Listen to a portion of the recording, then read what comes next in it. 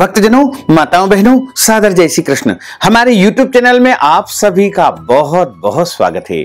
मैं हूं आपके साथ आचार्य धर्मेंद्र शास्त्री। सबसे पहले आपको और आपके पूरे परिवार को श्रावण सोमवार की बहुत बहुत शुभकामनाएं और बधाइयां। भगवान भोलेनाथ तथा माता पार्वती का भरपूर आशीर्वाद आपके जीवन पर सदैव बना रहे। आप सभी पूरे परिवार के साथ सुखी रहें, स्वस्थ रहें, व्यस्त रहें और मस्त रहें, निरंतर उन्नति करें तथा प्रगति को आप प्राप्त करते रहें। श्रावण का महीना भगवान भोलेनाथ का परम प्रिय महीना माना जाता है, क्योंकि इस माह में बाबा भोलेनाथ माता पार्वती जी के साथ में अपने ससुराल पृथ्वी पर आते हैं और भक्तजन ऐसे शुभ समय में जब उनकी आराधना करते हैं, पूजा करते हैं, सेवा करते हैं, अभिषेक करते हैं, उपाय करते हैं, व्रत करते हैं, उपवास करते हैं, तो भोले बाबा तथा माता पार्वती अत्यधिक प्रसन्न हो जाते हैं और भक्तों को मनचाहा फल प्रदान करते हैं। तो आज हम आपको सावन सोमवार की दिव्य और ज्ञानमयी कथा सुनाने जा रहे हैं। इस कथा को अंत तक जरूर सुनिएगा और अधिक से अधिक लोगों को शेयर भी करिएगा। श्रावण का महीना परम पवित्र मास माना जाता है तथा इस दिन जो भी भक्त भगवान भोलेनाथ के निमित्त व्रत रख करके उनकी पूजा करता है, आराधना करता है और कथा का श्रवण करता है, उसके जीवन की समस्त इच्छाएं, मनोकामनाएं अवश्य ही पूर्ण हो जाती है। श्रावण मास के सोमवार के दिन आप प्रातःकाल जल्दी उठे, जल्दी उठकर के स्नान करें तथा शुद्ध एवं पवित्र वस्त्र धारण करें। ध्यान रखें, सावन सोमवार का व्रत जो करता है उसको काले कपड़े नहीं पहनना चाहिए। सफेद वस्त्र, लाल वस्त्र, पीले कपड़े या अन्य रंग के कपड़े आप पहन सकते हैं, लेकिन आपको काले रंग के कपड़े सावन सोमवार के व्रत में नहीं पहनना चाहिए। तथा जो माताएं बहनें व्रत करती है, वैसे तो धर्म ग्रंथों और पुराणों में लिखा हुआ है कि सिर धोकर स्नान करके ही व्रत का आरंभ करना चाहिए, लेकिन कतिपय मान्यताओं के अनुसार तथा हमारी प्राचीन परंपराओं के अनुसार सोमवार के दिन सर धोकर के स्नान नहीं किया जाता है। यद्यपि शुद्धम लोक विरुद्धम न करणीयम न करणीयम। यदि कोई चीज शुद्ध है लेकिन लोक के विरुद्ध है तो ऐसा कार्य नहीं करना चाहिए, अन्यथा मन में संशयात्मक स्थिति बनी रहती है और वह कार्य सफल नहीं होता है। इसलिए जो माताएं बहनें सावन सोमवार का व्रत करती है वो एक दिन पहले ही सिर धोकर के स्नान कर ले तथा अगले दिन सुबह सामान्य रूप से स्नान करें और जब स्नान करते हैं तो स्नान के जल में गंगा जल एवं काले तिल डाल करके उससे स्नान करना चाहिए। पवित्र वस्त्र धारण करें, मस्तक पर तिलक भी लगा लेवे, क्योंकि देवो भूत्वा देवम यजेत। भगवान की जब हम अर्चना करते हैं, व्रत करते हैं, उपवास करते हैं, तब हमको अपने अंदर देवत्व सिद्ध कर लेना चाहिए। तिलक आप जैसा चाहें वैसा लगा ले, लेकिन तिलक अवश्य लगाएं और भगवान सूर्य देव को जल चढ़ाए, नित्य प्रति का आप पूजन अर्चन करें तथा हाथ में जल, बिलपत्र, सुपारी, दक्षिणा, पुष्प, चावल, काले तिल, सफेद तिल, जो भी तिल उपलब्ध हो वो रख करके आप संकल्प करें। संकल्प का अर्थ होता है प्रतिज्ञा करना अथवा शपथ ग्रहण करना। संकल्प यदि आप निष्काम भाव से व्रत करते हैं या फिर आप सकाम भाव से व्रत करते हैं। निष्काम का अर्थ होता है बिना किसी कामना के किए जाने वाले व्रत को निष्काम कहा जाता है, और सकाम व्रत का अर्थ होता है कोई कामना, कोई इच्छा, कोई मुरादे यदि आपके मन में है और उसको लेकर के यदि आप व्रत करते हैं तो उसे सकाम व्रत कहा जाएगा। दोनों ही स्थिति में आपको संकल्प धारण कर लेना चाहिए। संकल्प आप अपनी मन की इच्छाओं को प्रकट करते हुए अपना नाम तथा गोत्र बोलते हुए जल हाथ में रख करके उसमें बिलपत्र और सुपारी, दक्षिणा, अक्षत, तिल इत्यादि रख करके और संकल्प धारण कर ले। मन ही मन आप बोल दे कि आज है भोले बाबा, आपकी प्रसन्नता के लिए मैं व्रत करने जा रही हूं या करने जा रहा हूं, मेरा नाम यह है, मेरा गोत्र यह है। यदि आपको अपना गोत्र याद नहीं है तो आप अपना सरनेम सहित पूरा नाम उच्चारित कर लीजिएगा और भोले बाबा से, माता पार्वती से आप निवेदन करिएगा कि मेरे मन की इच्छाएं ये है। आपकी जो भी कामनाएं हैं, जो भी इच्छाएं हैं, आप उच्चारित करते हुए संकल्प भगवान भोलेनाथ के सामने अर्पण कर दीजिएगा। इसके बाद आपका व्रत आरंभ हो जाएगा। सावन सोमवार व्रत वाले दिन आप 3 प्रकार से व्रत होते हैं। आप चाहें तो निर्जला निराहार उपवास कर सकते हैं, व्रत कर सकते हैं। इसके अलावा एक समय भोजन करके भी आप उपवास या व्रत कर सकते हैं तथा फलाहार करके भी आप व्रत अथवा उपवास करते हैं। लेकिन ध्यान रखें, 3 पहर पूरे होने के बाद आप भोजन करें अथवा फलाहार करें। यदि आपको कोई दवाई लेना है, कोई औषधि ग्रहण करना है, ऐसे में आप सुबह पूजन इत्यादि कार्य संपन्न करके फल लेकर के या फलों का रस लेकर के या फलाहार लेकर के आप दवाई ले सकते हैं, कोई दोष नहीं होता है। इस व्रत में आप जल भी पी सकते हैं, कोई दोष नहीं होता है। लेकिन अगर आप निर्जला निराहार उपवास करते हैं तो आपको कम से कम 3 पहर, 3 पहर का अर्थ होता है पहला पहर सुबह 6 बजे से 9 बजे तक रहेगा, दूसरा प्रहर सुबह 9 से 12 तक रहेगा तथा तीसरा प्रहर दोपहर 12 से 3 तक रहेगा। 3 बजे तक 3 प्रहर समाप्त हो जाएंगे। उसके बाद चौथा प्रहर आरंभ हो जाएगा। उसके बाद आप फल या फलाहार ले सकते हैं, भोजन भी ग्रहण कर सकते हैं या फिर आप यदि निर्जला व्रत करते हैं तो जल भी पी सकते हैं। और आप चाहें तो अगले दिन सुबह सूर्योदय के समय भी व्रत का पारणा कर सकते हैं, कोई दोष नहीं है। भोले बाबा भंडारी है और सबसे जल्दी प्रसन्न होने वाले देवता है। यदि आपसे कोई अनजाने में गलती हो जाए तो उसे भोले बाबा अवश्य ही क्षमा कर देंगे। आप प्रेम पूर्वक उनसे विनती करेंगे, क्षमा याचना करेंगे तो निश्चित तौर से आपकी प्रार्थना को स्वीकार करते हुए प्रभु दयालु है, कृपालु है, वो आपको क्षमा कर देंगे। श्रावण सोमवार के दिन मांस, मदिरा, लहसुन, प्याज, अंडे का सेवन बिल्कुल नहीं करना चाहिए। वैसे तो पूरे श्रावण माह में इत्यादि जो वस्तुएं हमने बताई है उनका सेवन नहीं करना चाहिए। इस दिन शुद्ध और सात्विक भोजन करना चाहिए तथा इस दिन आप यदि चाहें तो दाल बाटी चूरमा बना सकते हैं या दाल रोटी बना सकते हैं, खीर पूड़ी भी बना सकते हैं। लेकिन ध्यान रखें, बिना स्नान किए आपको भोजन का निर्माण नहीं करना है और बिना भोग लगाए आपको वह भोजन स्वीकार नहीं करना है। और जो भोग आप लगाते हैं, जो नैवेद्य भगवान को अर्पण करते हैं, उसके ऊपर एक बिल्व पत्र आपको अवश्य ही रखना चाहिए। सावन सोमवार का जो व्रत करता है उसको सावन सोमवार के दिन दाढ़ी, कटिंग, शेविंग नहीं करवाना चाहिए। शरीर के अंग के कोई भी बाल काटना अथवा कटवाना वर्जित माना जाता है। इसी तरह नाखून भी काटना नहीं चाहिए तथा इस दिन झूठ नहीं बोलना चाहिए, क्रोध नहीं करना चाहिए, वाद विवाद, लड़ाई झगड़ा बिल्कुल नहीं करना चाहिए। अपने घर के बड़े बुजुर्ग, वरिष्ठ जनों का अपमान अथवा अनादर आपको बिल्कुल नहीं करना चाहिए। इसी तरह सावन सोमवार के दिन अगर आपके घर पर कोई भी याचक, भिखारी अथवा जरूरतमंद व्यक्ति आता है तो उसे खाली हाथ नहीं लौटाना चाहिए। उसको अपनी श्रद्धा और भक्ति के अनुसार कुछ न कुछ दान पुण्य अवश्य करना चाहिए। न जाने बाबा किस वेश में आ जाए, स्वयं भोलेनाथ भी आपके घर आ सकते हैं, इसलिए इस बात का विशेष ध्यान रखें। और सावन सोमवार के दिन बिल्व पत्र तोड़ना वर्जित माना जाता है। नीचे गिरे हुए या फिर दुकान से लाए हुए बिल्व पत्र को धो करके उनकी डंडी तोड़ करके भगवान के पूजन में उपयोग करना चाहिए। तथा सावन सोमवार के दिन आपको किसी भी प्रकार से कोई गलत, अनैतिक या फिर पाप कर्म बिल्कुल नहीं करना चाहिए।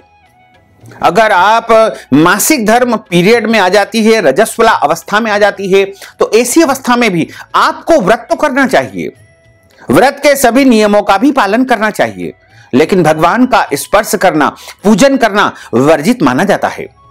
अगर आपके घर में जन्म अथवा मृत्यु का सूतक लगा हो तो ऐसी अवस्था में भी आपको व्रत करना चाहिए, व्रत के नियमों का भी पालन करना चाहिए, लेकिन भगवान का स्पर्श तथा पूजन कार्य आपको नहीं करना चाहिए।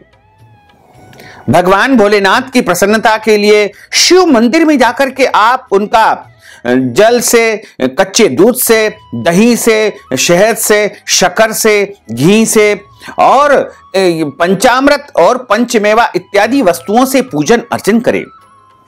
पिछला जो एक वीडियो हमने बताया है उसमें सभी सामग्री हमने विस्तार पूर्वक बता दी है, तो आप अपनी व्यवस्था के अनुसार भोले बाबा का पूजन करें। वैसे तो भोले बाबा बहुत सहज और सरल है। शिव को तो केवल जलधारा प्रिय है। यदि आपके पास कुछ भी सामग्री उपलब्ध नहीं है तो केवल जल की धारा भी लगा देंगे तो भोले बाबा प्रसन्न हो जाएंगे।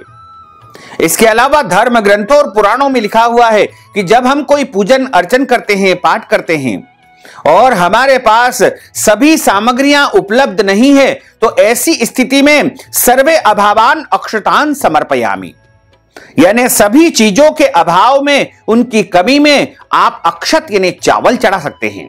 लेकिन ध्यान रखें, भोले बाबा को जो अक्षत या चावल आप चढ़ाते हैं वो टूटे फूटे या खंडित नहीं होना चाहिए। चावल हमेशा गीले करके ही भोले बाबा के ऊपर चढ़ाना चाहिए।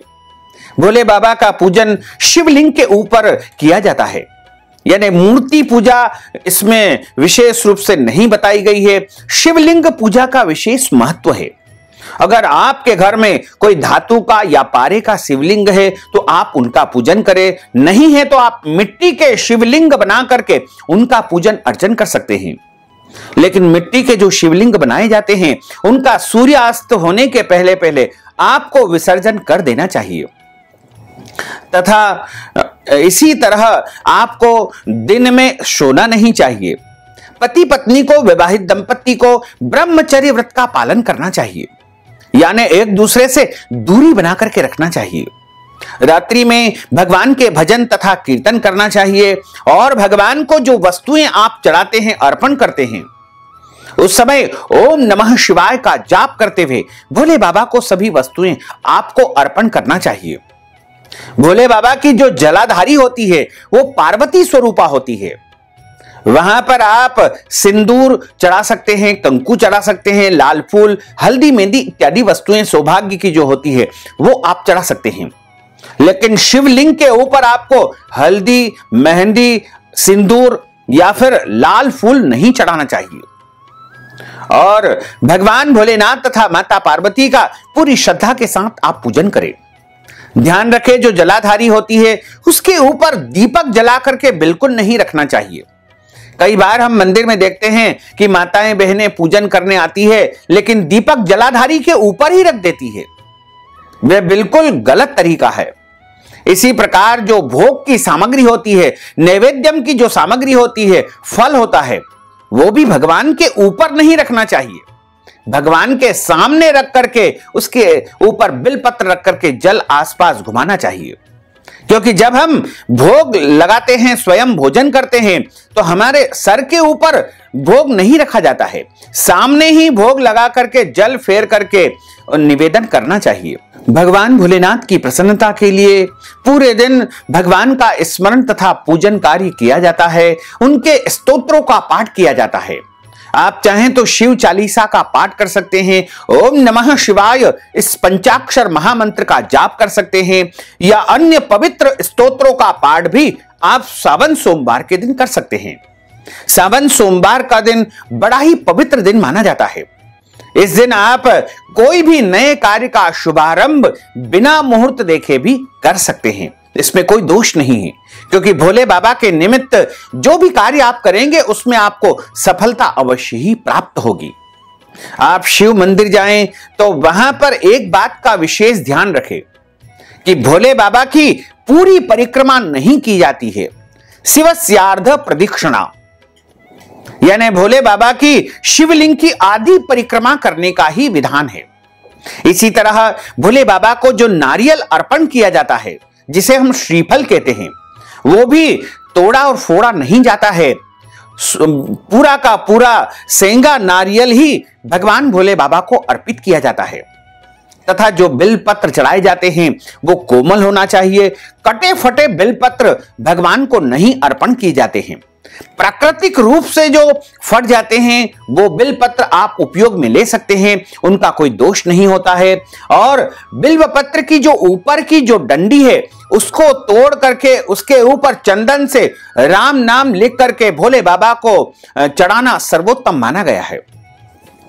भोले बाबा को शमी पत्र, भांग, भस्म भी अत्यधिक प्रिय होती है। अगर आपके पास ये उपलब्ध है तो आप ये भी सावन सोमवार के दिन उनको अवश्य चढ़ाएं। भोलेनाथ को दूध से बनी मिठाई आप चढ़ा सकते हैं, खीर का भोग उनको लगा सकते हैं, कोई दोष नहीं होता है। लेकिन कच्चा दूध भोले बाबा को चढ़ाया जाता है। स्वयं कच्चा दूध सावन में बिल्कुल न पिएं। इसी तरह आप सावन सोमवार के दिन भोले बाबा का जब पूजन अर्चन करें तो एक बात विशेष रूप से ध्यान रखें कि भोले बाबा को जो हम जल चढ़ाते हैं या दूध दही भोले बाबा के ऊपर, शिवलिंग के ऊपर चढ़ाते हैं, वो स्वयं प्रसाद रूप में नहीं खाना चाहिए, क्योंकि शिव निर्माल्य का उपयोग केवल जो है त्यागी और विरक्त या फिर गुसाई लोग ही ग्रहण कर सकते हैं। गृहस्थ लोगों को शिव निर्माल्य ग्रहण नहीं करना चाहिए। वहां जो पंचामृत जो भोले बाबा को स्नान करके चढ़ाया जाता है या स्नान कराया जाता है उसको भी भक्त को नहीं पीना चाहिए। विष्णु भगवान का निर्माल्य आप ले सकते हैं, शिव जी का निर्माल्य आपको नहीं ग्रहण करना चाहिए। इस तरह यदि आप सावन सोमवार की पूजा करेंगे, व्रत करेंगे तो निश्चित तौर से भोलेनाथ का तथा माता पार्वती का भरपूर आशीर्वाद आपको प्राप्त हो सकेगा। अब हम आपको सावन सोमवार की दिव्य और ज्ञानमयी कथा सुनाने जा रहे हैं। बोलिए शंकर भगवान की जय, पार्वती माता की जय। मृत्युंजय महारुद्र त्राहि मां शरणागतम, जन्म मृत्यु जरा व्याधि पीडितम कर्म बंधनैः, अवंतिकायां विहितावतारा मुक्ति प्रदानाय च सज्जनानां, अकाल मृत्युः परिरक्षणार्थम वंदे महाकाल महासुरेशम। बोलिए महाकाल राजा की जय, काशी विश्वनाथ भगवान की जय। हमारे धर्म ग्रंथों और पुराणों में जो सावन सोमवार की कथा बताई गई है उसमें लिखा हुआ है कि ज्वालापुर नामक एक नगर में एक साहूकार सेठ निवास करता था। उसके घर में धन धान्य की कोई कमी नहीं थी, बस कमी थी तो एक पुत्र की, क्योंकि उसके यहां अभी तक पुत्र प्राप्ति नहीं हो पाई थी। इसी चिंता में साहूकार दिन रात जो है चिंतित रहा करता था। पुत्र प्राप्ति की कामना से, संतान प्राप्ति की कामना से वह प्रत्येक सोमवार को भगवान शिव जी तथा माता पार्वती का पूजन शिवालय में जाकर के किया करता था। और संध्या होते ही शिव मंदिर में जाकर के भगवान शंकर जी के सामने वह शुद्ध घी का दीपक भी जलाया करता था। उसके इस परम भक्ति भाव को देख करके एक दिन माता पार्वती जी ने भगवान शंकर जी से कहा कि हे भगवान, हे स्वामी, ज्वालापुर का साहूकार आपका अनन्य भक्त है और सदैव आपका व्रत तथा पूजन बड़ी श्रद्धा पूर्वक किया करता है, तथा उस भक्त की जो मनोकामना है उसको आपको पूर्ण करना चाहिए। पार्वती जी के निवेदन करने पर भोलेनाथ माता जी के आग्रह को टाल नहीं सके और बोले कि हे पार्वती देवी, उस साहूकार के भाग्य में कोई पुत्र नहीं है, लेकिन आपके आग्रह के कारण मैं उसे पुत्र प्राप्ति का वरदान देता हूं, परंतु उसके यहां जो पुत्र होगा वह अल्पायु वाला होगा। उसकी उम्र केवल 12 वर्ष की होगी। इसके पश्चात वह बालक मृत्यु को प्राप्त हो जाएगा। भगवान शिव तथा माता पार्वती का यह वार्तालाप साहूकार सुन रहा था। पुत्र प्राप्ति के वरदान के बारे में जानकर न तो उसको विशेष प्रसन्नता हुई, न ही उसे दुख हुआ। भगवान शंकर के वरदान से साहूकार की धर्म पत्नी शीघ्र ही गर्भवती हो गई। साहूकार के घर में खुशियां छा गई। ठीक 9 माह के बाद में यानी 9वें महीने व्यतीत होने के बाद साहूकार की पत्नी ने एक अति सुंदर पुत्र को जन्म दिया। इस अवसर पर साहूकार ने ब्राह्मणों और निर्धनों को अन्न, वस्त्र और धन स्वरूप बहुत सारा दान पुण्य किया। जब उसका पुत्र 11 वर्ष का हो गया तो पत्नी ने साहूकार से उसके विवाह के लिए आग्रह किया। साहूकार ने उसके इस आग्रह को टालते हुए कहा कि हे प्रिय, मैं अभी उसका विवाह नहीं करूंगा और उसे विद्या अध्ययन के लिए, पढ़ाई करने के लिए काशी नगरी भेजूंगा। साहूकार के इस निर्णय पर पत्नी को बहुत दुख तो हुआ, लेकिन उसने इसका कोई विरोध नहीं किया। तब साहूकार ने अपने साले को यानी बच्चे के मामा को बुला करके बहुत सारा धन देकर के कहा कि तुम अपने भांजे को पढ़ने के लिए काशी नगरी लेकर जाओ। रास्ते में जिस भी नगर में रुको वहां पर यज्ञ करवाना, ब्राह्मणों को भोजन करवाना, ब्राह्मणों को दान पुण्य करना और आगे की यात्रा को तुम आरंभ करना। मामा भांजा जल्द ही काशी नगरी की तरफ प्रस्थान कर गए। काशी की ओर यात्रा करते हुए वह दोनों प्रताप नामक नगर में पहुंचे। उस नगर के राजा की बेटी के विवाह के उपलक्ष्य में नगर को बहुत अच्छी तरह सजाया हुआ था। एक विशाल मैदान में बड़े बड़े शामियाने लगा करके बारात को ठहराया गया था। दोनों मामा भांजे उस बारात को देखने के लिए वहां पर चले गए। तभी दूल्हे के पिता ने साहूकार के सुंदर बेटे को देखा और अपने एक सेवक को भेज करके दोनों को अपने शामियाने में बुलाया। राजा अपने जिस बेटे की बारात लेकर के राजकुमारी से विवाह के लिए आया था वह एक आंख से काना था। वैसे राजा ने सेहरे की बड़ी बड़ी लड़ियों के पीछे उसके चेहरे को छिपा दिया था, लेकिन वह इस बात से बहुत चिंतित था कि उसके काणे बेटे होने का पता राजा को चल गया तो वह विवाह से इनकार कर देगा और हमारी बारात को वापस लौटा देगा। वर के पिता ने मामा भांजी को जब सारी बात बताई तो बार बार उस लड़के को दूल्हा बनाने का आग्रह किया, तो मामा ने स्वीकार कर लिया। साहूकार के बेटे को दूल्हा बना करके राजा की बेटी से विवाह करा दिया गया। फेरों और कन्यादान का कार्य संपन्न होने पर बारात वापस शामियाने में पहुंच गई। केवल साहूकार का बेटा वहीं रह गया। साहूकार का बेटा जब सुबह उठा तो उसने वहां से निकलने से पहले पलंग पर यानी बिस्तर पर सोई हुई राजकुमारी की ओढ़नी पर एक कागज लगा दिया। उस कागज पर उसने लिख दिया था कि तुम्हारा विवाह तो मेरे साथ हुआ है, परंतु जिस दूल्हे के साथ तुम्हें विदा किया जाएगा वह एक आंख से काना है। मैं उच्च शिक्षा ग्रहण करने के लिए काशी नगरी जा रहा हूं। जब सुबह राजकुमारी सोकर उठी तो उसने अपनी ओढ़नी में लगा वह कागज देखा और उसको पढ़ करके वह सन्न रह गई। उसी समय राजकुमारी ने अपने पिता को सारी बातें बता दी। जैसे ही लड़की के पिता राजा को सारी बातें पता चली तो राजा ने दूसरे राजा के लड़के के साथ अपनी राजकुमारी को विदा करने से इनकार कर दिया। राजा अपने बेटे और बारात के साथ खाली हाथ वहां से लौट गया। उधर साहूकार का बेटा और उसका मामा काशी नगरी जा पहुंचा। वहां जाकर मामा ने यज्ञ कराना आरंभ कर दिया और भांजे ने अपना विद्या अध्ययन का यानी पढ़ाई करने का कार्य शुरू कर दिया। जब लड़के की आयु 12 वर्ष की हुई तो उसकी मृत्यु का दिन समीप आ गया। मामा को इस संबंध में कुछ भी पता नहीं था। उसने एक बहुत बड़े यज्ञ का आयोजन किया था। यज्ञ अभी चल ही रहा था कि लड़के ने अपने मामा से कहा कि मेरी तबीयत कुछ ठीक नहीं लग रही है, और लड़का जो है मामा जी से निवेदन करता है कि मामा जी, मैं कुछ देर आराम करना चाहता हूं, आप यज्ञ का कार्य पूरा कराते रहिए। लड़का अपने कक्ष में जाकर के लेट गया और भगवान शंकर के वरदान के अनुसार लेटे ही लेटे उस बालक के प्राण पखेरु उड़ गए।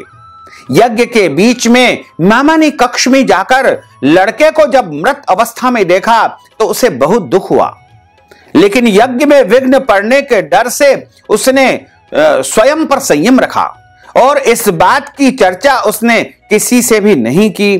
ब्राह्मणों के जाने के बाद उसने रोना पीटना आरंभ कर दिया। संयोगवश उसी समय भगवान शिव तथा माता पार्वती यज्ञ स्थल से गुजर रहे थे। भगवान शंकर और पार्वती जी ने समीप जाकर देखा तो उन्होंने उस साहूकार के मृत बेटे को फौरन पहचान लिया। पार्वती जी कहने लगी कि भगवान, यह तो ज्वालापुर के साहूकार का वही बेटा है जो आपके वरदान से पैदा हुआ है। हे प्राणनाथ, किसी भी तरह साहूकार के इस बेटे को आप जीवित कर दीजिए, नहीं तो इसके माता पिता तड़प तड़प करके मर जाएंगे। पार्वती जी के आग्रह को भगवान शंकर टाल नहीं सके और उन्होंने उस लड़के को जीवित कर दिया। साहूकार का पुत्र ओम नमः शिवाय कहता हुआ उठ करके बैठ गया। भगवान शिव और माता पार्वती कैलाश पर्वत पर चले गए। कुछ दिनों के बाद मामा भांजा दोनों पुनः प्रताप नगर पहुंचे और वहां पहुंच करके मामा भांजे ने यज्ञ आरंभ किया। संयोग से उस नगर का राजा उस स्थान से गुजर रहा था। राजा ने साहूकार के बेटे को यज्ञ करते हुए देखा तो फौरन उसे पहचान लिया और राजा ने दोनों मामा भांजे से अपने राजमहल में चलने का आग्रह किया। कुछ दिन उन्हें महल में रख करके दोनों का खूब आदर सत्कार किया और अपनी बेटी से कहा कि बेटी, क्या यही वह लड़का है जिसके साथ तुम्हारे 7 फेरे हुए हैं, तुम्हारा विवाह संपन्न हुआ है? बेटी ने कहा कि जी पिताजी, यह वही लड़का है जिसके साथ मेरा विवाह संपन्न हुआ था। राजा ने उसका बड़ा आदर सत्कार किया और बहुत सारा धन देकर के, बहुमूल्य स्वर्ण आभूषण और वस्त्र देकर के अपनी पुत्री राजकुमारी के साथ वहां से विदा कर दिया। दास दासियों के अलावा उनकी सुरक्षा के लिए बहुत से सैनिक भी उनके साथ भेज दिए। जब वह अपने शहर के निकट पहुंचे तो मामा ने एक सैनिक के हाथों अपने सकुशल लौटने की सूचना पहुंचाई। जब सैनिक ने आकर के यह समाचार दिया कि उनका पुत्र सकुशल लौट आया है तो उस वैश्य को विश्वास नहीं हुआ। लेकिन जब सैनिक ने शपथ लेकर दोबारा यह बात कही तब वह अपनी पत्नी और अन्य सगे संबंधियों के साथ नगर के द्वार पर पहुंच गया और गाजे बाजे के साथ उन्हें घर ले आया। राजकुमारी से बेटे के विवाह की सूचना ने उसकी खुशियों को 2 गुना। राजकुमारी के साथ अपने बेटे के विवाह संपन्न होने के साथ उसकी खुशियों को 2 गुना कर दिया। और इसी तरह भगवान शंकर और माता पार्वती की कृपा से उन्हें अपना पुत्र पुनः प्राप्त हो गया। दोनों पति पत्नी तथा बहू बेटे नित्य प्रति भगवान शंकर का पूजन अर्चन करने लगे और भगवान शिव जी के मंदिर में जाकर के वह नित्य प्रति भगवान की भक्ति करने लगे तथा इस लोक में सभी ने सुखों को भोगा और अंत लोक में शिव लोक को वह प्राप्त हो गए। बोलिए शंकर भगवान की जय, पार्वती माता की जय। अच्युतम केशवम राम नारायणम कृष्ण दामोदरम वासुदेवम हरे, श्रीधरम माधवम गोपिका वल्लभम, श्री जानकी नायकम श्री रामचंद्रम भजे, जानकी मनोहरम सर्वलोक नायकम, श्री शंकरादि सेवितम पुण्य नाम कीर्तनम, श्री राम राम राम राम राम नाम दायकम, रामा कृष्ण वासुदेवा भक्ति मुक्तिदायकम, रामा कृष्ण वासुदेवा भक्ति मुक्तिदायकम, रामा कृष्ण वासुदेवा भक्ति मुक्तिदायकम, रामा कृष्ण वासुदेवा भक्ति मुक्तिदायकम। बोलिए शंकर भगवान की जय, पार्वती माता की जय, गजानंद गणपति भगवान की जय। धर्म की जय हो, अधर्म का नाश हो, प्राणियों में सद्भावना हो, विश्व का कल्याण हो, सनातन धर्म की जय हो, गौ माता की जय हो, नगर बस्ती की जय हो, आज के आनंद की जय हो, कल के आनंद की जय हो, परसों के आनंद की जय हो, बरसों बरसों के आनंद की जय हो। ओम नमः पार्वती पते, हर हर महादेव हर। तो भक्तजनों, माताओं बहनों, अगर आप सावन सोमवार के निमित्त कथा की दक्षिणा प्रदान करना चाहते हैं या अन्नदान, गौदान, ब्राह्मण भोजन अथवा रुद्राभिषेक के निमित्त कोई भी नगद राशि आप प्रदान करना चाहते हैं या फिर श्रावण माह के निमित्त कोई भी दान पुण्य यदि आप करना चाहते हैं तो आप हमारे पेटीएम के माध्यम से, गूगल पे के माध्यम से, फोन पे के माध्यम से या अकाउंट नंबर के माध्यम से नगद राशि पहुंचा करके सावन सोमवार का संपूर्ण पुण्य लाभ प्राप्त कर सकते हैं। अब हम सभी मिलकर के भगवान भोले बाबा की आरती का गायन करेंगे। बोलिए शंकर भगवान की जय। ओम जय शिव ओमकारा, भोले हर शिव ओमकारा, ब्रह्मा विष्णु सदा शिव, भोले भोलेनाथ महादेव, अर्धांगी धारा, ओम हर हर हर महादेव। एकानन चतुरानन पंचानन राजे, भोले पंचानन राजे, हंसासन गरुड़ासन, हंसासन गरुड़ासन, वृषवाहन साजे, ओम हर हर हर महादेव। दो भुज चार चतुर्भुज, दश भुज ते सोहे, भोले दश भुज ते सोहे, तीनों रूपानी रखता, तीनों रूपानी रखता, त्रिभुवन जन मोहे, ओम हर हर हर महादेव। अक्षमाला वनमाला, मुंडमाला धारी, भोले मुंडमाला धारी, चंदन मृगमद सोहे, चंदन मृगमद सोहे, भोले शुभकारी, ओम हर हर हर महादेव। श्वेतांबर पीतांबर बाघांबर अंगे, भोले बाघांबर अंगे, सनकादिक ब्रह्मादिक, सनकादिक ब्रह्मादिक, भूतादिक संगे, ओम हर हर हर महादेव। कर के मध्य कमंडल चक्र त्रिशूल धरता, भोले चक्र त्रिशूल धरता, जग करता जग हरता, जग करता जग हरता, जग पालन करता, ओम हर हर हर महादेव। ब्रह्मा विष्णु सदा शिव, जानत अविवेका, भोले जानत अविवेका, प्रणवाक्षर के मध्य ओमाक्षर के मध्य, यह तीनों एका, ओम हर हर हर महादेव। पर्वत में पार्वती जी विराजे, शंकर के लासा, भोले शंकर के लासा, भांग धतूरे के भोजन, भांग धतूरे के भोजन, भस्मी में वासा, ओम हर हर हर महादेव। काशी में विश्वनाथ विराजे, नंदो ब्रह्मचारी, बोले नंदो ब्रह्मचारी, निता उठा भोग लगावत, सब मिल दर्शन पावत, महिमा अति न्यारी, ओम हर हर हर महादेव। अवंतिका महाकाल विराजे, भक्तन हितकारी, बोले भक्तन हितकारी, निता उठा भस्म रमावत, सब मिल दर्शन पावत, महिमा अति भारी, ओम हर हर हर महादेव। त्रिगुणा स्वामी की आरती जो कोई नर गावे, बोले जो कोई नर गावे, कहत शिवानंद स्वामी, जपत हर हर स्वामी, मन वांछित फल पावे, ओम हर हर हर महादेव।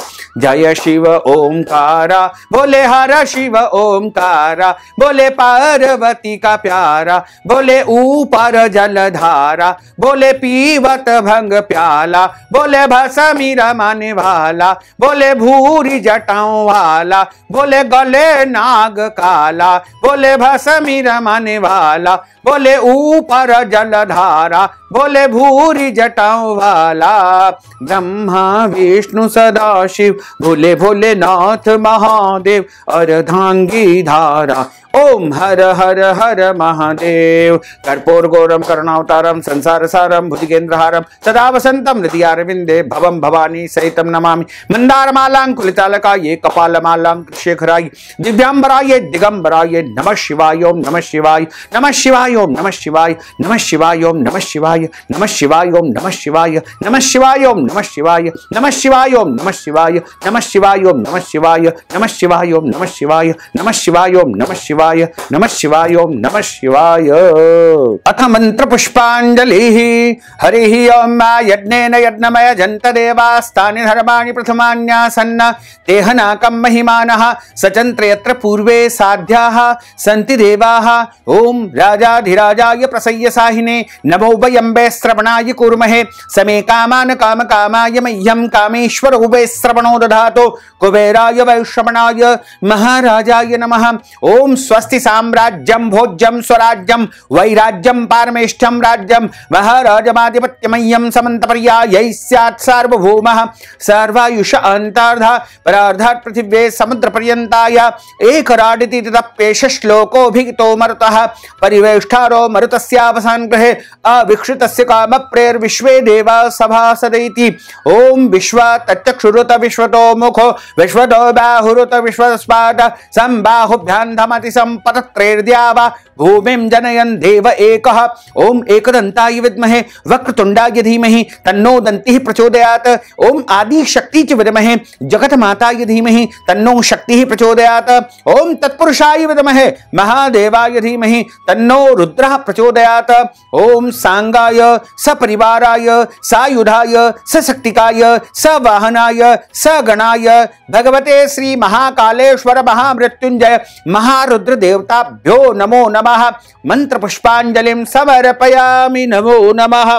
नाना सुगंध पुष्पाणि यथा कालोद्भवानि च पुष्पांजलिं मया दत्तं गृहाण परमेश्वरः। मंत्र पुष्पांजलिं समर्पयामि। नमो नमः। बोलिए शंकर भगवान की जय। अथ क्षमा प्रार्थना। मंत्रहीनं क्रियाहीनं भक्तिहीनं सुरेश्वर यत्पूजितं मया देवः परिपूर्णं तदस्तु मे। आवाहनं न जानामि तवार्चनं पूजाञ्चैव न जानामि क्षम्यतां परमेश्वर क्षम्यतां परमेश्वर क्षम्यतां परमेश्वर। त्वमेव माताश्च पिता त्वमेव बन्धुश्च सखा त्वमेव विद्या द्रविणं त्वमेव सर्वं मम देव देव। पापोऽहं पापकर्माहं पापात्मा पापसंभव त्राहि मां पार्वतीनाथ सर्व पाप हरो हर। बोलिए महाकाल राजा की जय। काशी विश्वनाथ भगवान की जय। भोलेश्वर भगवान की जय। शानेश्वर भगवान की जय। जगदम्बे मात की जय। पार्वती माता की जय। नागराज भगवान की जय। नंदीश्वर भगवान की जय। कार्तिक भगवान की जय। धर्म की जय हो, अधर्म का नाश हो, प्राणियों में सद्भावना हो, विश्व का कल्याण हो, सनातन धर्म की जय हो, गौ माता की जय हो, नगर बस्ती की जय हो, आज के आनंद की जय हो, कल के आनंद की जय हो, परसों के आनंद की जय हो, बरसों बरसों के आनंद की जय हो। ओम नमः पार्वती पते हर हर महादेव हर। भक्तजनों, माताओं, बहनों, आपसे अनुरोध है कि हमारे इस ज्ञानवर्धक वीडियो को अधिक से अधिक लोगों को शेयर करके पुण्य लाभ प्राप्त करिएगा। साथ ही यदि आपने हमारे और आपके YouTube चैनल को अभी तक सब्सक्राइब नहीं किया है तो इसी समय सब्सक्राइब अवश्य कर लीजिए ताकि इसी प्रकार की ज्ञानवर्धक वीडियो आपको सबसे पहले प्राप्त हो सकेगी। आपको और आपके पूरे परिवार को सदर जय श्री कृष्ण। सदर धन्यवाद।